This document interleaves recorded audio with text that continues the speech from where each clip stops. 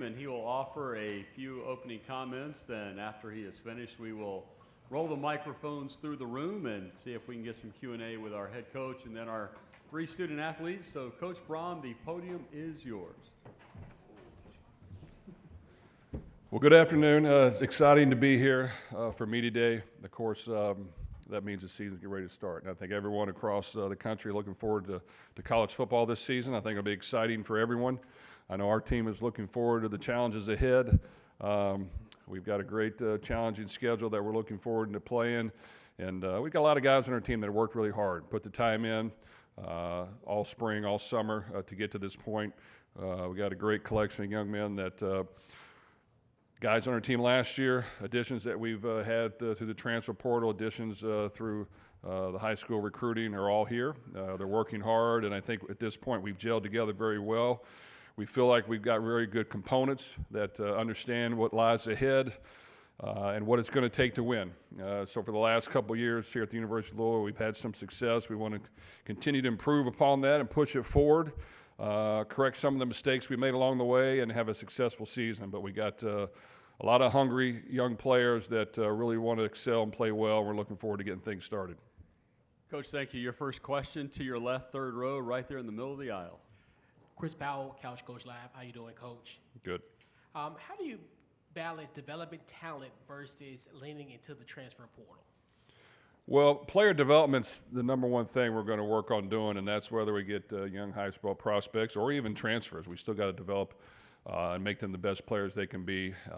So, our team will consist of both. We want young players that you believe in from the high school ranks that fit and come in and work hard, and you hope they get on the field as fast as they can. But if not, you got to continue to work with them and understand that it's a process. Sometimes it takes a little bit of time. But if you spend the right time with your players and you invest in them, you'll get the most out of them. When it comes to transfers, whatever's going to make our team better. I think if you ask our good players on our football team every year, they're going to want more and more of the best players you can to help them succeed and play well and win football games. And I think even when you get those guys in, you got to continue to develop their talent and sharpen some things along the way and study film and put a lot of work in to help them succeed. So our team will consist of both, and whatever we think we got to do at the end of the year to improve and get better, we'll do that. And we don't have a number on a figure on it, but we will work hard to make sure that we analyze every position and do the best job we can to put the best product on the field. Coach, right side, fifth row, gentleman in the white shirt. Brandon Pockers with the league winners. Kind of similar to that question. I wanted to ask you, what goes into how you target players for your program, whether it be in the portal or in your high school recruiting classes? And specifically relating to 2025, what players from this recruitment class have stood out to you so far? Well, your first question, I don't think it's an exact science. You believe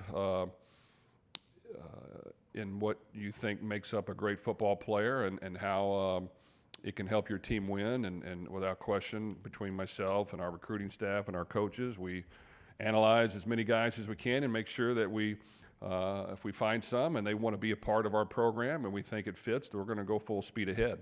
And that's going to continue every year. And you got to build relationships. You got to spend the time in to making sure that gets done. In football, there are a lot of players on a team, so you got to really get to know a lot of young men, and that requires a lot of time and a lot of effort to get done. But it's part of the process. We enjoy doing it. It's fun to get a chance to know players from all over and their families, and hope that it's a good fit. When it comes to players on our team, we got a whole handful of players that we really think can do well. We've got 4 young men with us here today, and Miller Moss, our quarterback, Chris Bell, our receiver, and TJ Quinn, one of our linebackers on defense, and Antonio Watts, one of our outside linebackers / nickel defenders. And all 4 will be outstanding players for us. They're great leaders. They're really good teammates. They worked really hard. 3 of the 4 have been with us the entire time and really want to win, and they want to make this year very successful and are committed to getting that done. And I think they'll lead by example first, and then when they need to be vocal, they'll do that. And, of course, Miller is a quarterback we brought in that we feel great about. He's got a ton of experience. He's played a lot of football. he wants to go out with a bang as well and have a great last year, and we want to help him do that. So all 4 young men are representing our football team. They understand it'll take everyone on the roster to get it done, and everyone will play a role, but these guys will set the tone. Coach, left side, third row, all the way towards the wall. Katrina Sackins, Sports and Culture Media. Coach, how are you? Good. Good. You've been dubbed by many as the quarterback whisperer of college football. What is it about your coaching style that allows you to mold guys into such quality talent? Well, I think that playing the position was important. I've been able to do that a little bit, coaching the position for a long time, being around a lot of great players and coaches along the way. Really, football has been my life ever since I was a young boy. So you just learn things along the way, and I think in order to win at a high level, a lot of things have to take place, but you have to have great quarterback play, and it's important that that's a big component of winning football games. So for us, we have a process. We want guys that want to work hard and want to be a leader and play at a high level. Every one of them has different talents, and I think we're able to adapt maybe as well as anybody to what they do well and have a system that allows us to succeed at the things that they're really good at. But all these players, in my opinion, and young men on teams, they work really hard now. And if you're willing to put in the work with them and invest in them, you're going to get great dividends out of them, and they're going to have great success. So for us, building the roster where the quarterback doesn't have to do everything. You have a good running game, you've got a good play-action game, you've got a good defense, you've got a good offensive line. All those things matter to great quarterback play, and we hope to once again for Miller to have a great year, and we definitely are optimistic that with the weapons we have and the team we have, he will excel and play extremely well for us. Coach, right side, about the 6th row, right in the middle. Steve, College Football Sunday. Coach, with both your buys being done by mid-October, what are some things that you're going to do to keep your team fresh for the last 7 games? Well, that's a great question. I think every head coach is different in their philosophy. For us, we're probably just naturally more cautious than others. We definitely understand the length of the season, the toll it takes on its body, and we adjust really our training throughout the year, but definitely in fall camp to make sure that while we get in a ton of good work, we get to the first game healthy. And it's important that our best players are healthy and that they're healthy as long as we can keep them that way. And if we happen to lose a few, we've got to be able to respond, and the others have to step up. But we want to do our part as coaches and have a plan. Like, we just don't coach a certain way and either – if we've got a lot of injuries one year and less the others, not adjust. We're going to adjust, and we're going to make sure that everything is being done to get our guys healthy, to keep them healthy throughout the entire year. Obviously, there'll be a few things here and there that'll happen, but I think we're very strategic in planning and making sure that practices are set up to get the work in, but to get to the game healthy. Left side, Coach, first row, right in front of you. Coach, obviously playing at Louisville from 89 to 93 at the quarterback position, you know what the culture was like back then, and you know the culture that you have now. What are some of those parallels that you wanted to include from your time there, what you thought was most valuable about being at Louisville as a student athlete? What are some of those pieces that you brought into your own program here at Louisville? Well, there are a lot of things. I think I was fortunate enough to play at the University of Louisville when Howard Schnellenberger was our coach. I believe in a lot of things that he's believed in and taught. One of them was we took on all challenges. We played all the tough teams we could. We believed in a tough schedule, and we knew that was going to make us better in the long run. And we also probably knew that players wanted to play those games, coaches wanted to coach them, and fans wanted to see it. So that's our scheduling philosophy as much as we can. We're going to try to play as many good teams as we can every year. We've tried to schedule teams here in the past and haven't been as successful getting it done to keep improving our schedule, but it's important that, in my opinion, that you play the best, to be the best, and that our guys enjoy doing that. And it's important that our guys work hard every week and not take one team lightly. But it is fun when you play quality football teams and you put it all out there on the field and you find a way to win and you win some special games. Beating Notre Dame at home 2 years ago, beating Clemson this past year were good wins for our program. And we just got to continue to build on that and find ways to win as many as we can and see if we can get to the prize at the end. Coach, right side, fourth row, hard right. Billy Embody on theponyexpress.com.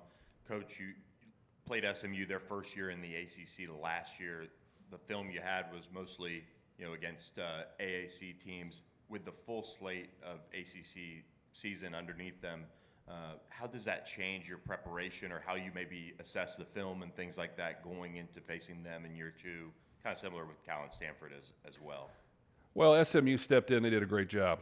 My hat's off to them. They played some really good football. They came in ready to go. I thought their coaches coached extremely well. They put a great plan together, and they found a way to get to the ACC championship game. So credit to them. Of course, all of us are trying to get there as well. So, you study them as much as you can, and you find ways to improve and what can we do to find a way to win the game. But, those guys did a great job, and they brought a lot of value to the league, and I think they'll be really good as well this year. Of course, Cal and Stanford are great programs as well. We lost to Stanford last year out there. All those teams are capable of playing really good football, and they've got really good coaches, good players. They're great programs with a lot of history, and I think that this is a competitive league from top to bottom, and you've got to come ready to play. And those three teams have done a good job of coming into this league ready to go. Left side, second row. Hey, Coach, Steve Reed from the Associated Press. Kind of a philosophical recruiting question. I guess when you're recruiting a quarterback out of high school, you're like, come on in, develop, and you got a chance to play. But when you're going after a quarterback in the portal, most of those top guys have played. They've started. They want to come somewhere where they can start. Is there a different recruiting method that you have to do as a coach? I mean, do you have to make promises? I mean, how does that work when you're recruiting someone out of the portal as opposed to high school? Well, it's a great question. I know for us, I can't speak for others, but I think it's important to paint a picture for all your recruits coming in, especially transfers, but even freshmen, of how you think this is going to play out, and give them an exact plan of what they want to hear as far as getting on the field. How can we help you get better? When do we see that taking place? Can we help you get to the next level? What are the ways of doing that? And in the end, it's going to take them putting in the time and effort to do it. So there's not a perfect science. There's going to, they might be able to exceed that, or maybe they don't get to that point. But we put a plan together, and you've got to communicate with recruits now and make sure that you sell the vision that you have to help them achieve their goals, and you got to be specific. So we're very specific in what we talk about, how we can do it, what we've done in the past, and we go in great detail about presenting that plan to them and their family members or whoever's a part of the process, because it's very important, and it really means a lot to us as coaches that if we sell something to a prospect or someone coming into play, that we deliver. And it means a lot to us, and we don't want to let anyone down, and we want to make sure that even the next ones that come forward, that we have some proven products and some proven things that have happened to show them that, hey, when we say something, this isn't to try to get you to come play for us. This is to come through on what we feel like we can do for you, and to deliver, and to make sure they achieve their goals. Coach, thank you. You can switch spots with Chris Bell, and we'll spend a little bit of time with our wide receiver. Folks, if you would, please identify yourselves and the agency that you are with, and that would be a great help for us. Chris, we're going to get a microphone to the right side. Gentleman in the red shirt, appropriately enough, right up the aisle. Hey, Chris, Michael McCammon, Cardinal Authority on 247 Sports. Question for you regarding your new quarterback. What have you seen from him since he's arrived, and how you guys have developed a relationship leading up to fall camp? I have seen so much from Miller. Coming in, as a new guy, he kind of took the quarterback role on really good. He's been a leader. He has led by example, and he has led by being vocal. He liked to throw the ball. He liked to get the ball out there, and that's what I like about him. A quarterback that like to throw the ball. That's what you need in this offense. Chris, left side, first row, right in front of you. Chris, Dan Tortora, wakeupcalldt.com. This offense, in and of itself, in its entirety, what do you love the most about it, and how it challenges you? I love that it's like an NFL-style offense. I love, it's an explosive offense. I love that, Coach Brohm like to, get the ball in the receiver's hands, and let us make plays. I love how he like to, throw it out, air it out. That's what I love about this offense. Chris, right side, 5th row, gentleman in the white shirt. Brandon Pockers with the league winners. In this Louisville offense, you were a consistent presence on the outside en route to the best season of your career. How do you approach your role and ensure that you're able to succeed consistently in whatever they ask you to do? Wait, can you repeat it again? You were a consistent presence on the outside en route to the best season of your career. How do you approach your role and ensure that you are able to succeed consistently and be a great option for this offense?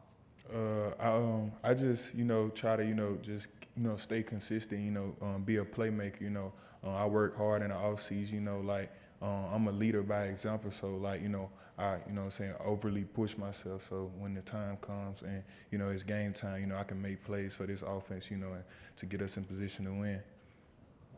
Chris, right side, 3rd row. Kenton Gibbs with Locked On ACC.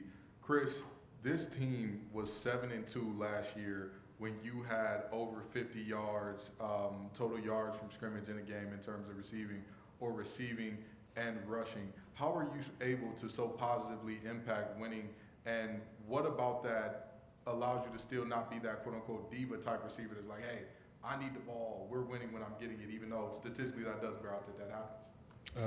I know, I'm a very humble guy, and I come from nothing. So, I never, it is hard when don't get the ball or don't touch the ball. But I try to stay level-headed, and just try to do anything, to help the team win. Whether it's make the block, whether it's just try to get the first down. I'll do anything, to to help my team win. Hey, Chris, a question here from the podium. You have a physical edge about you. Where does that toughness come from?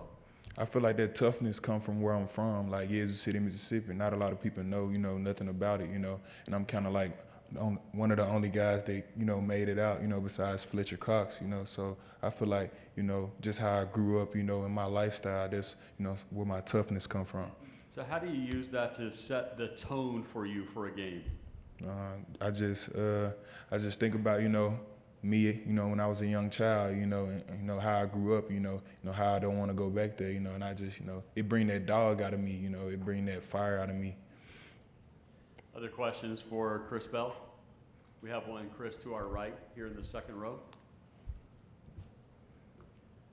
Ralph Amsden, Unafraid Show with George Reister. You have Super Bowl MVP as a position coach now. How have things been going with Deion Branch? It's been going pretty good. Me and Deion, we done had a bun since, I got in here, since when he was, our coach for the Fenway Bowl my sophomore year.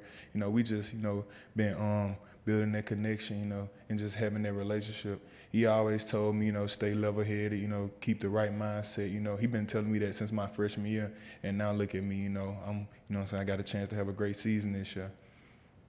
Chris, thank you. You and Miller can switch positions. See what the chemistry looks like there. Good exchange. Well done.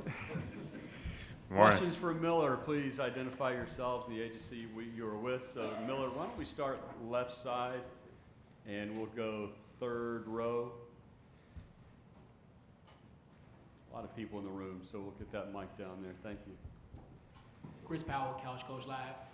Miller, talk about just the transition from the West Coast now going to the East Coast. Just what is this, outside of football, what has been the biggest transition? Yeah, definitely. Good question. I think, obviously being from California, being from LA, I'd lived there my entire life. So I think, there comes a time when it's time to experience something else. And I've been very grateful to have the opportunity to do that. I don't think Louisville gets enough credit as a national city. It wasn't like I moved somewhere and there wasn't anything there. It's got great food, the Derby, and then obviously the city and the team and the program, welcome me with open arms. So I've been super grateful to have the experience that I've had so far, and looking forward to a great year. Miller, right side, 5th row, gentleman in the white shirt. Brandon Pockers with the league winners. When it comes to this offensive scheme, how has your adjustment been with it, whether it be over the spring or over the summer? And as you're now heading in the fall camp, what are you most excited about, whether it's playing in it or what you're going to be able to do within it to attack opposing defenses? Yeah, I think the biggest adjustment for me is just the pure volume that Coach Brohm carries within the offense. I think it speaks to his depth as a coordinator and his ability to tailor the offense around a bunch of different skill sets. I think going into camp, what I'm most excited about when it comes to the offense is just, exercising mastery. I think, when you begin to learn offense, obviously there's hearing the play call, going out there and saying, okay, this is my job, this is what I have to do. But I think as you continue to master, the elements of the offense, you get the play call. This is what we want versus this play. If we don't get this is what we're checking to. So I think you can kind of ascend the levels of mastery within a system. And I'm looking forward to continuing to do that. Left side, Miller, second row. Miller, Steve Reed from the AP. When it came right down to it, why did you transfer? What was your personal reasons? What stood out about Louisville? Why did you want to? Yeah, I mean, I think there were very specific things that I was looking for, in a school and in an opportunity. And I think, Coach Brohm and, the University of Louisville, which obviously includes the program, offered a ton of that. I think the opportunity to win and compete at a high level was certainly a part of that, and I think we absolutely have that opportunity this year. I think the ability to develop within a pro-style offense, like Chris touched on previously, was important to me. And I think just being around good and decent human beings, I think, that can kind of get lost on us a lot in terms of, the era of NIL and transferring and all that kind of stuff. But in sitting with Coach Brohm and meeting Chris and calling on my visit, I really wanted to be surrounded by good and decent human beings that cared about the right things and that cared about one another. And I think I've absolutely found that within the program. Miller, right side, third row. Kenton Gibbs with Locked On ACC.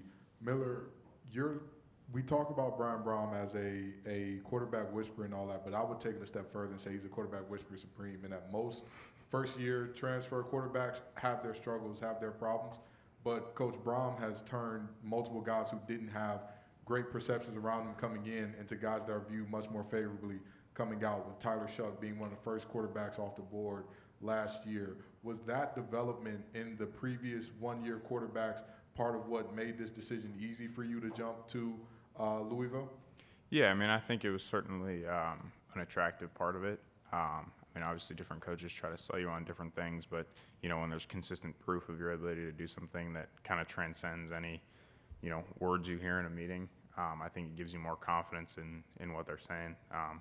In terms of, perception and stuff like that, I'm not overly concerned with that. My main focus is, doing everything I can to help our team win games. Miller, your last question right in front of you in the first row. Dan Tortora, wakeupcalldt.com. I believe my memory serves me correctly, 2023 Holiday Bowl, you had 6 touchdowns against Louisville for a record in that bowl game. What's it going to be like being on the other side of it and helping the Cardinals? Yeah, I mean, it is just kind of a random coincidence or full circle moment or whatever you want to call it. That was obviously, my first time, playing significant snaps in college football, and was a great experience. Don't get caught up in that too much. Fans will come up and say stuff to me. I'll just let them know that we're going to make up for it this year. So, like I said, looking forward to a great season. Dan, Coach Brohm appreciated the question. We saw the smile, so thank you for that. Miller, you can switch spots with TJ, and we'll spend the last 5 minutes with our linebacker. Miller, thank you. Awesome. Thank you, guys. If we would, please identify yourselves, the agency we were with, for TJ Quinn. TJ, your first question, right side, third row. Hey, TJ. Kenton Gibbs with Locked On ACC. In terms of your position versatility and all the different things that you do, how has your off-season regimen kind of tailored itself to ways that you want to improve your game? Have you tried to bulk up and improve your pass rushing, or slim down and improve your coverage? What specific part have you worked on, and how is your body correlated with that? I feel like as a linebacker, in our defense, they allow us to do many different things and, come off the edge, play from the middle. And just as far as just trying to get my game better this year, I've just been doing everything, just watching film with my coaches and seeing what I need to improve on. And, yeah, I've just been trying to get in shape this offseason, and so I'll be able to, stay on the field and, do everything my team needs me to do. TJ, left side, first row. TJ, when you look at the personal growth and evolution of your game, what are some of those things? I know you just talked about bulking up a little bit, but some of the other things that maybe we don't see when it comes to film study and some of the other layers to who you are as a person on and off the field, what are some of those developmental pieces for you?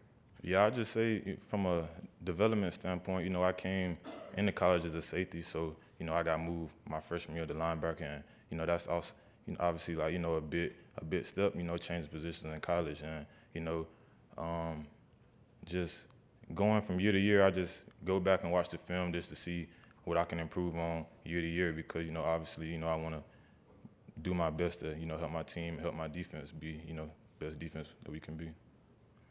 TJ, from the podium here, last year Louisville wins 9 football games but lost 4 one-possession games, total of 24 points in those losses.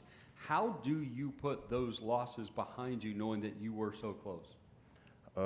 You know, from a team standpoint, all our coaches, we always, you know, preach that, you know, we take it game by game. You know, we might, you know, lose a game by, you know, 7 points, 6 points.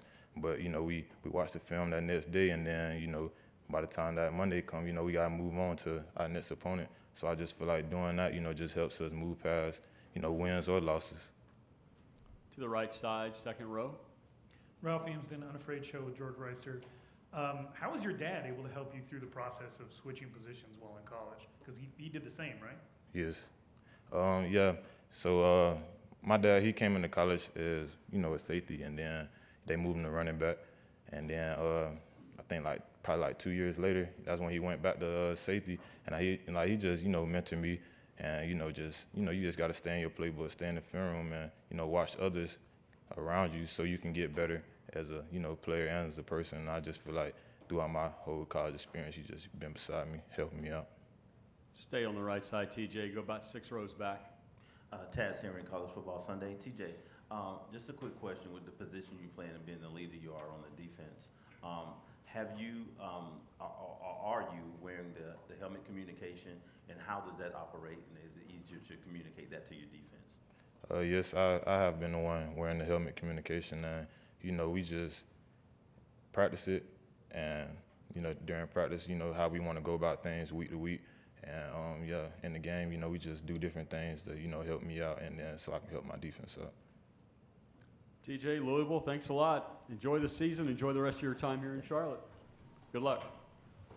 Syracuse is due into the room at the top of the